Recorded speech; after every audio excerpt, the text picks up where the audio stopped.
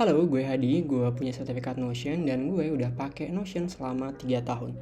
Kalian nemuin video yang tepat kalau misalnya kalian sedang belajar Notion. Jangan lupa buat subscribe channel ini, buat support terus channel ini. Gue akan ngajarin kalian dari pemula sampai jadi pro. Halo, kali ini kita akan buat habit tracker. Habit tracker ini bakal bantu kalian buat lebih produktif dan juga bantu kalian buat bangun kebiasaan-kebiasaan baik. Di sini kita cuman akan menggunakan satu database aja gitu ya. Di sini gue kasih nama database-nya habit. Dan di sini kalian bisa ganti yang awalnya text jadi date ya, jadi property date. Next, kalau udah kita bisa langsung masukin lagi properti lainnya, yaitu properti checkbox.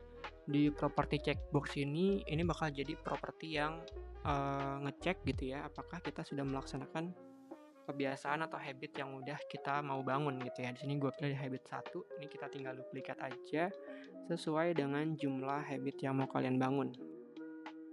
Saran gue kalian bisa mulai dari 3 habit gitu ya. Jadi nanti ketika udah makin terbiasa baru ditambahin satu per satu gitu. Jadi ketika ngejalanin habitnya juga nggak terlalu berat gitu. Nah ini gue umpetin aja karena udah jelas ini adalah habitnya gitu ya. Terus yang lain yang harus ditambahin adalah formula gitu ya. Di sini gue pakai formula to number gitu ya.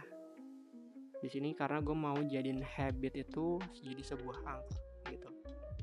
Nah, terus kalau misalnya dijadiin angka, di sini mau gue tambahin dan kemudian gue bagi 3 karena pengen dapet jumlah persentasenya gitu. Nah, karena di Notion itu untuk menghitung persen dan koma itu agak tricky, makanya di sini gue tambahin juga fitur round.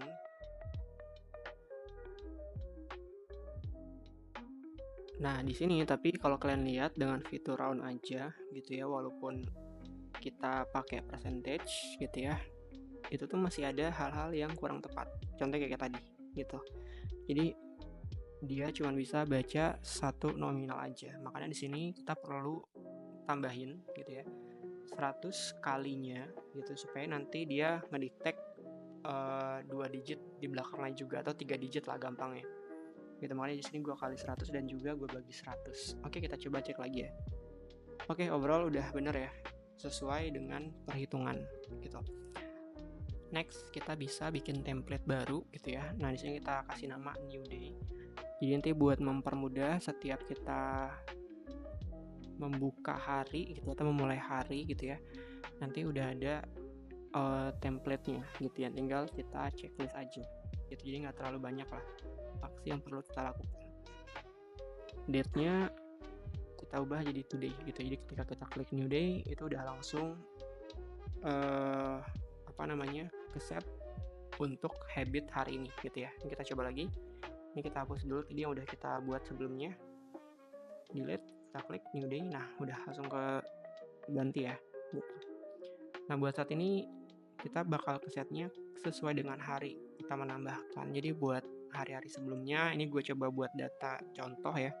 Itu perlu manual, tapi overall oke, nggak masalah gitu karena kan nanti kita cuma pakai per hari gitu ya, dan itu juga dipakai per hari ini, jadi udah tepat lah buat template-nya itu sendiri. Oke, kalau misalnya udah, selanjutnya kita cuma perlu bikin beberapa tampilan variasinya gitu ya untuk mempermudah kita menentukan apa yang perlu kita isi. Di sini gua pilih today gitu ya, biar kita fokus sama checklist hari ini aja gitu ya, tulis hari ini. Terus di sini gue duplicate gitu ya buat ngasih tampilan juga yang pekan lalu. Jadi kita juga bisa ngelihat secara historical gitu ya di pekan lalu itu atau di minggu ini itu tuh gimana gitu performa kita buat menetapi habit yang kita udah tetapin. Caranya tadi ya pakai filter aja, terus kita ganti dari this day atau today jadi this week. Terus next gue juga mau tambahin tampilan kalendernya gitu ya. Jadi kita pilih calendar view. Terus kita pilih database-nya tadi habit yang udah kita buat sebelumnya. Kalau misalnya udah simply di sini gue mau bikin tampilan per bulan sama per hari aja. Jadi biar lebih kelihatan gitu ya.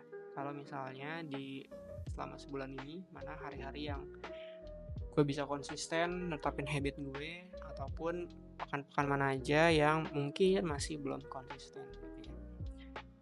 Udah jadi monthly view-nya, misalnya kita bikin weekly view-nya gitu ya.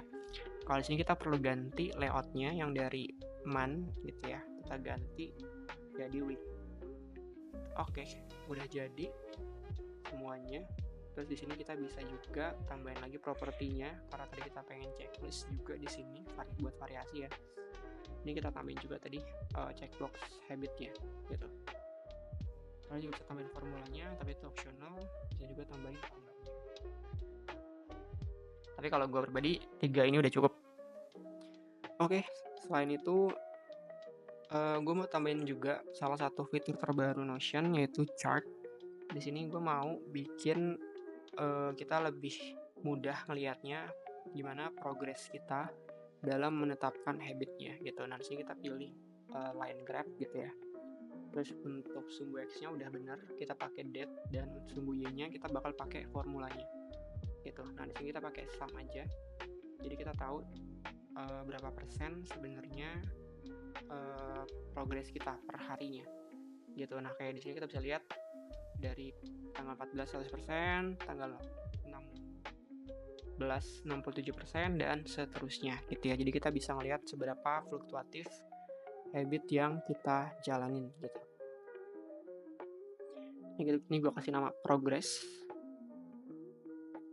dan ini coba gue pindahin ke depan jadi lebih kelihatan lah. Nah sebelum ini kalau kita bikin kayak gini tuh kita perlu aplikasi tambahan, tapi sekarang karena udah ada update terbaru ini udah memudahkan banget sih.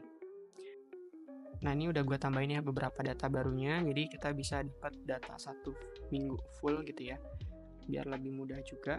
Jadi ketika kita lihat progresnya gitu kita bisa lihat naik turunnya gitu. Kalau emang ternyata bangun habit itu emang paling dasarnya juga biasanya naik turun sih. Oke, next gue juga mau tambahin database history-nya gitu aja. Kita bisa lihat progres kita di bulan-bulan sebelumnya apakah justru lebih baik atau lebih buruk gitu ya. Syukur-syukur sih bisa lebih baik.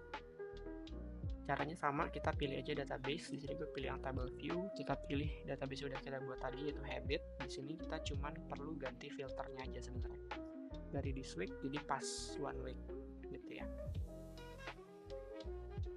Terus kita juga bisa rename ini ke last week namanya atau pekan lalu.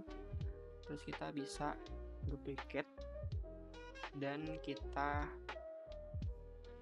ganti lagi filternya gitu ya, yang dari last week jadi last month gitu ya, buat ngecek kalau di bulan lalu progres kita juga kayak gimana gitu ya. Caranya juga sama, ini tinggal diganti dari week ke month. Oke, overall gitu aja. Itu tadi gimana cara ngebangun habit tracker. Dan buat kalian yang mau mulai habit baru, bisa banget pakai tracker ini. Dan buat cara dapetinnya kalian bisa cek di link deskripsi, itu udah ada link buat downloadnya. Semoga bermanfaat.